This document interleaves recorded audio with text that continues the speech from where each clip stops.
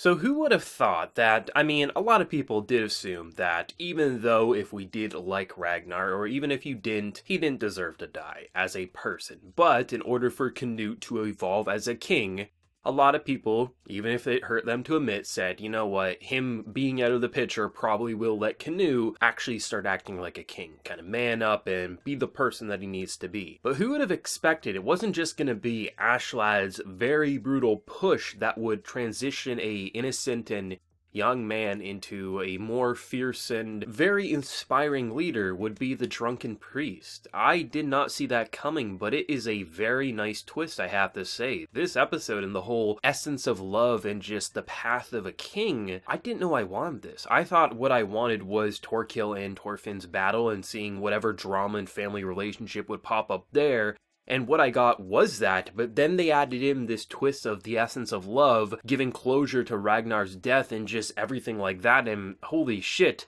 The week break that we had for Vinland Saga because of sporting events, it no longer even matters anymore. This episode was worth the wait, absolutely. I really do want to talk about the whole essence of love first, because that's something that's been really interesting to me when it was first brought up with the priest and how he was talking with the general soldiers of what it is to love someone or something, and it's such an interesting concept, especially surrounded by so many characters who just don't even think about anything past murder and sex and things like that. And then you have a prince who is getting his closing moments. Of course, realistically, we know this was all a dream, but I always love those scenes where, you know, there's like a 0.1% of what if it wasn't a dream? What if there was some form of afterlife in this world? Even if there wasn't, this is the closure that a prince desperately needs. His true father, the only one who's ever loved him in this world, and he's loved him like a son in that. He's loved him like a father. That closing scene and just the pure vulnerability, like that's what you wanted to see but couldn't, so even if it is just a dream, you want those closing moments. And to see that then transition to a drunken man saying, he never loved you.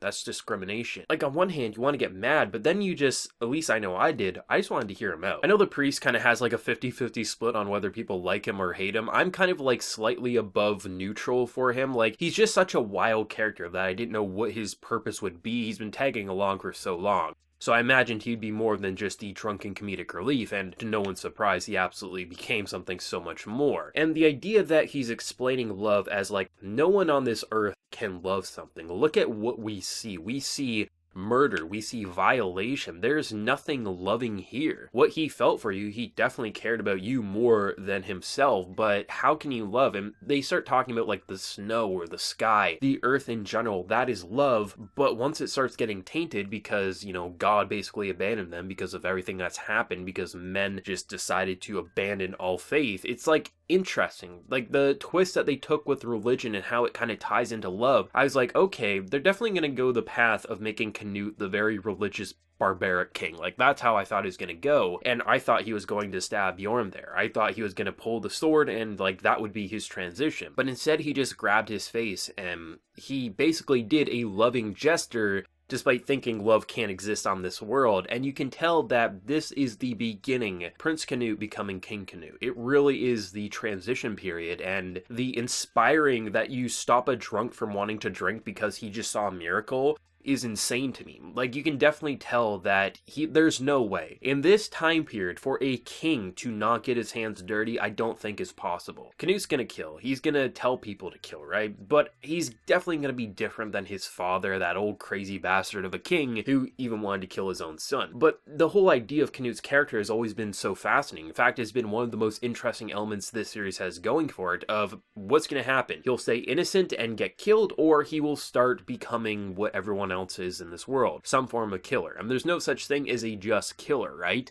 However, it doesn't mean they can't take his character in a very interesting direction, and maybe he will be the king that someone like Ashlad wants. I don't know, but that was amazing. Like, that is how you write character development, and just the entire point of that whole conversation was just a drunk and an innocent kid sitting in the snow as murder is happening, discussing what is love. If you were to explain someone who might be, I don't know, episode 3 of Vinland Saga, that there would come a point where characters would just sit and talk about love, and that would be more interesting than some of the more Viking action. A lot of people might want to call you insane, but it absolutely is, because those are the character moments that flesh out its world, its cast overall, as being something so much more. Literally, you had two sides fighting for who would take the innocent and easy to manipulate prince, and at the end, one on Ashlad's side, one on Torkil's side, and he smacks sense into both of them, saying, hey, we're going back to Torkil because we can't tend to the wounded without his sleds. It's like the two factions that were so separated by violence is now going to be led most likely by someone who has a backbone. Do I think Ragnar deserved to die? Absolutely not, but did he need to die for the progress of the story? Absolutely. And this episode really flexes that, because if he's able to smack sense into, even though Bjorn was wounded, like, this is a man who invoked confidence, as if, is he actually going to be the king that the world needs? Like, that's amazing to me. And as amazing as that was, we also got amazing action. They really polished this fight up, I have to say. I love just seeing how, even though I don't think Thorfinn could kill Torkil at this point in time, the man held his own for the entire battle until he got brutally kicked and thrown into the air, and probably broke a few ribs, if not his spine. It was so interesting to see the difference with his men compared to Torkil, right? Torkil doesn't care. He'll kill anyone who annoys him, who disrespects him, or who he values as a valuable warrior, right? And it's interesting how the crowd starts off actually being like, damn, this kid's actually holding his own, this is gonna be a fun battle. Still thinking the kid's gonna die. And then you start seeing the disrespect of Thorfinn being pretty cocky. Obviously, no one can deny he was being cocky, but saying how, you know, he's definitely going to kill him. He's basically going to make him his bitch, is basically what Thorfinn's taunting, and the crowd laughs at him. They're completely just, basically tears going down their face because this little child is saying they're going to kill their leader. Okay, and then he just kills one. He literally puts an axe in the back of one of his men's heads saying, what's so funny? To me, that's what's so interesting about the two's dynamic, is you know the connection between Thorfinn and Torkil. However, Thorfinn doesn't know about the connection, and the more he hears kind of hints and foreshadowing moments, the more he wants to see it come to fruition. And it's so interesting to see the lunatic barbarian best girl Torkil just love killing, but also seemingly have a sweet spot for Thorfinn. Because, like, once the kid's dead, who's gonna be his, like, lovable kill buddy, right? It's like, what's he gonna do at that point in time? But it is quite interesting to see. It almost feels like frenemies at this point. Torkil wants to be frenemies with Thorfinn, but Thorfinn just wants to kill this man and get his, like, future kill Ashlad to safety. Like, that's all he cares about. And at this point in time, even though it looks like Ashlad's about to bite the dust, I don't think he will, because at this point it seems like our prince is going to come back and say, hey, I'm going to lead us, let's go to this destination, and everyone's going to reluctantly tag along.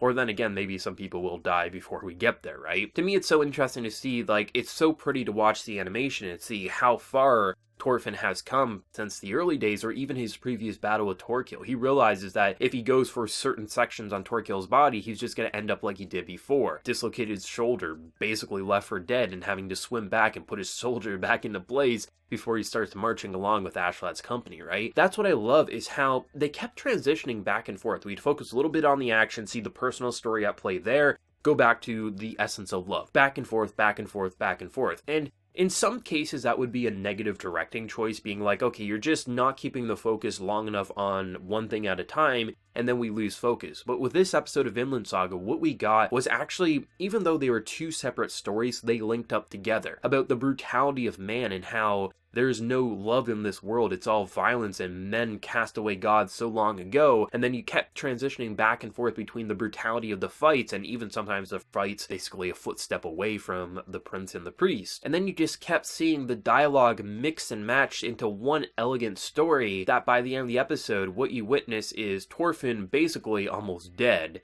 And then you have a prince who no longer looks like the innocent and timid prince. He looks like a stone-cold, hardened warrior. He's a man. He's ready to lead. And that's why people can't grab his shoulder and say, no, we're going this way. He's going to say, no, we're going this way. It's such a shocking moment. Like, even though he doesn't have the swordsmanship of any of these characters, what do you do except say, okay, sir? Honestly, you can't really do anything because he never talked back. He never gave orders. He just followed with whoever was the strongest. And now he's saying, no, you both are going back to Torquil. We are going to tend to the wounded. We are going to go to my destination. A drunken priest gave up on the booze. It seems like he gave up on the booze. He dropped it. We've never seen this man drop his wine before. But now that he's seen a miracle, he definitely is. Like, that's why Vinland Saga is so great. The themes are so amazing, and how they tie so many different stories together, especially seen with episode 18, into one elegant masterpiece is pretty damn spectacular. Just in awe. I'm definitely gonna have to rewatch this episode before next week, because it is just so great to see all the pieces connecting and seeing how much further we have left to go, especially with Prince Canute. His story is just beginning, and he's been one of my most interested characters ever since his introduction, because